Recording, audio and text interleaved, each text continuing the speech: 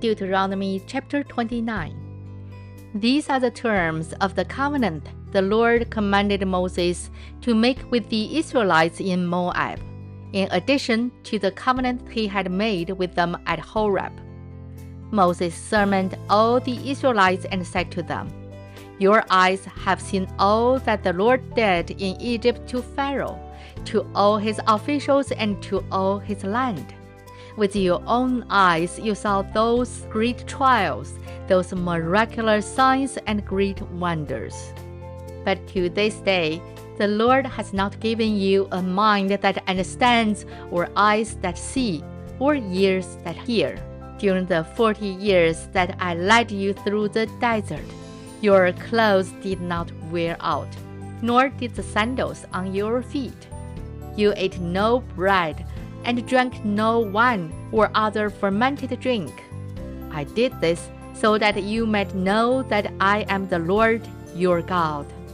When you reached this place, Sihon, king of Heshbon, and Og, king of Bashan, came out to fight against us.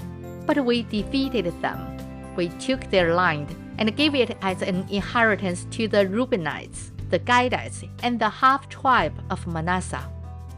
Carefully follow the terms of this covenant, so that you may prosper in everything you do.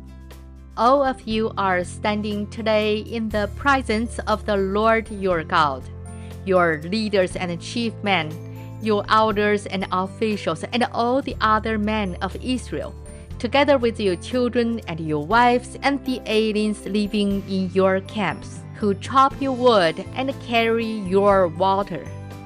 You are standing here in order to enter into a covenant with the Lord your God, a covenant the Lord is making with you this day and sealing with an oath, to confirm you this day as his people, that he may be your God as he promised you and as he swore to your fathers, Abraham, Isaac, and Jacob. I am making this covenant with its oath, not only with you who are standing here with us today in the presence of the Lord your God, but also with those who are not here today. You yourselves know how we lived in Egypt and how we passed through the countries on the way here. You saw among them their detestable images and idols of wood and stone, of silver and gold. Make sure there is no man or woman, clan or tribe among you today whose heart turns away from the Lord our God to go and worship the gods of those nations. Make sure there is no root among you that produces such bitter poison. When such a person hears the words of this oath, he invokes a blessing on himself and therefore thinks, "I'll be safe, even though I persist in going my own way." This will bring disaster on the watered land as well as the dry. The Lord will never be willing to forgive him.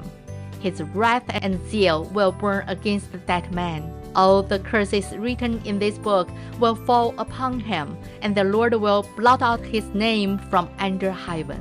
The Lord will single him out from all the tribes of Israel for disaster, according to all the curses of the covenant written in this book of the law. Your children who follow you in later generations and foreigners who come from distant lands will see the calamities that have fallen on the land and the diseases with which the Lord has afflicted it. The whole land will be a burning waste of salt and sulfur, nothing planted, nothing sprouting, no vegetation growing on it. It will be like the destruction of Sodom and Gomorrah, Admah, and Zeboim, which the Lord overthrew in fierce anger. All the nations will ask, "Why has the Lord done this to this land? Why this fierce, burning anger?"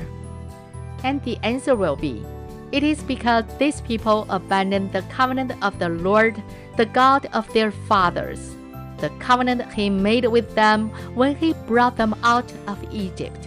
They went off and worshipped other gods and bowed down to them, and gods they did not know, gods he had not given them.